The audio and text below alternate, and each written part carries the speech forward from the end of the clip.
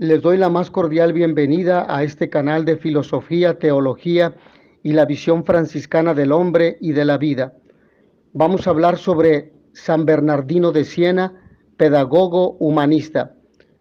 Los volúmenes de la ópera omnia de San Bernardino contienen toda su producción literaria escrita en lengua latina.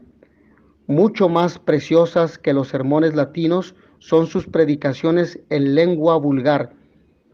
En breve explico el término vulgar. Por tanto, la fuente preferida del pensamiento pedagógico de Bernardino se encuentra en sus predicaciones escritas en lengua vulgar toscana. Estas constituyen un verdadero patrimonio. Este autor nunca pensó escribir un tratado sistemático de educación. Esto no impide a algún interesado en ordenar sus principios teóricos, las exhortaciones prácticas y las experiencias de vida recordadas por el santo en sus predicaciones, con lo cual se extraería un tratado coherente y completo. Los lineamientos de la pedagogía bernardiniana no pueden ser señalados aquellos de la sabiduría educativa cristiana y franciscana, el valor de la persona y la educación del hombre, el ideal educativo, la necesidad, los límites y los fines próximos del magisterio, la relación social, el método y la escuela. La lección pedagógica de San Bernardino se puede resumir en 3 puntos. Su experiencia educativa se caracteriza como, primero, humanista, segundo, popular, tercera, concreta. La influencia del humanismo sobre Bernardino se encuentra en primer lugar en su apertura cultural. Él considera el estudio útil para el individuo, para su familia, para su ciudad y para sus amigos. Todos los pecados y los males que se encuentran en el mundo son derivados de la ignorancia. Existen 3 predicaciones dedicadas al valor del estudio y del método para obtener provecho de ellos. Otro elemento significativo de San Bernardino no era insensible a los signos de los tiempos. Está constituido por la atención para con la mujer, apreciando en primer lugar la maternidad. Para el pedagogo de Siena, un hijo vale más que el mundo entero. Por ello, cuando nos presenta a la mujer en toda su belleza, nos muestra a una madre adornada por un hijo en brazos. En sus predicaciones, San Bernardino aborda los temas de carácter educativo sobre las relaciones genitores-hijos, la necesidad del estudio, condenando la ignorancia y considerando la sabiduría como una de las principales riquezas que el hombre puede tener. Para el presente autor, el fin de la educación se identifica con la edificación moral. Una vez identificada la visión educativa de San Bernardino, que no concibe la relación virtud-cultura como relación antinómica, no considera la cultura un privilegio de pocos, solo de aquellos que rigen las ciudades o los doctores, sino que deseaba que también los negociantes, los artesanos tuvieran acceso a la ciencia y los exhorta a empeñarse en el estudio. El ideal humano de San Bernardino se revela mejor en el camino que en el trazo para alcanzarlo.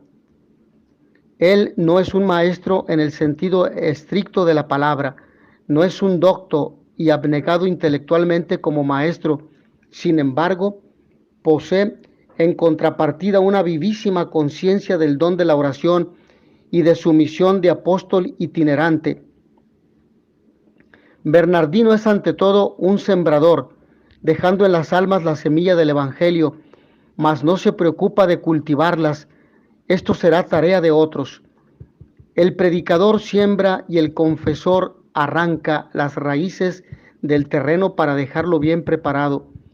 Bernardino comprende la importancia del primero, es el que se preocupa de llamar, y sobre todo llamar la atención de los genitores para el cumplimiento de sus deberes, para que promuevan la personalidad de sus hijos. San Bernardino se dirige a los jóvenes de su tiempo sin palabras difíciles, pero les habla claro, de manera que quien lo escuchara estuviera contento e iluminado y no confundido. Hablando a los estudiantes de la Universidad de Siena en 1427 sobre el modo de estudiar, nuestro autor propuso 7 reglas para quien desee ser hombre de bien. Primera, la estima. Ninguno consigue estudiar seriamente si antes no tiene en gran estima el estudio. No llega a adquirir una cultura si antes no estima la cultura. Segunda, la separación. Separarse al menos un poco si no se estudia seriamente. Los atletas deben abstenerse de muchas cosas. El estudiante es un poco atleta. Tercero, el descanso. Nuestra alma es como el agua. Cuando es agitada se torna turbia. La mente, por tanto, debe reposar y estar quieta. Cuarto, el orden. El equilibrio del justo, o mejor dicho, el justo medio, sea en las cosas del cuerpo, sea en las cosas del espíritu, se debe buscar el mejor camino, el más óptimo. Quinto, la continuación, o sea, la perseverancia. En la escuela y en la vida no basta desear, es preciso querer. No basta comenzar, es necesario continuar. Sexta, la discreción, y a paso firme decir, realizar el segundo paso conforme a la propia capacidad, sin meras ambiciones. Y séptima, el gusto académico, tomar gusto por el trabajo propio. No se puede estudiar prolongadamente si no se adquiere un poco de gusto por el estudio. Los jóvenes no gustan de los modelos de comportamiento que observan el moralismo, pero tal vez no desprecian ciertas exhortaciones inspiradas en un fino humorismo.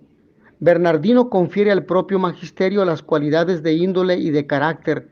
Su enseñanza tiene efectos importantes por una espontánea y viva adherencia a lo particular, a lo definido, a lo individual, a lo concreto. Señal principal de esta adherencia pedagógica es sin duda la continua atención del predicador de Siena a la naturaleza humana y a los acontecimientos históricos. Él, para dar eficacia pedagógica a sus predicaciones, recurre preferentemente a la expresión plástica y viva, también a la expresión verbal. Particular atención merece el aspecto estructural de los sermones bernardinianos.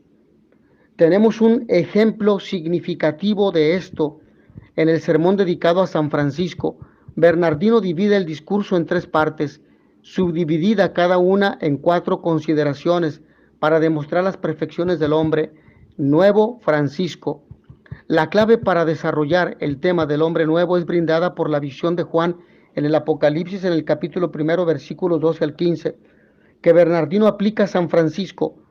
Aquel amor incipiente, proficiente, realizado a perfección, plenamente conformado con Cristo, brilla en medio de 7 candeleros de oro, y en medio de ellos vi como a un hijo de hombre vestido con una túnica que le llegaba hasta los pies.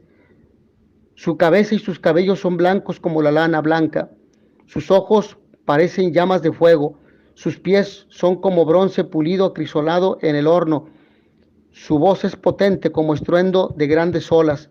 La intuición bernardiniana está en el hecho de haber colocado a un hombre nuevo en Cristo en la categoría bíblica de peregrinar en dirección a la casa del Padre. Es un concepto concreto y actual que reafirma la atención del santo senense en la sequela Christi, es decir, en el seguimiento de Cristo, no como imitación, sino como caminar junto en dirección a la gloria. Francisco es modelo de este camino. No podía ser de otra manera porque, siendo hijo de Francisco de Asís, tenía que asumir los valores esenciales del carisma franciscano: fraternidad y minoridad. Se necesita del otro.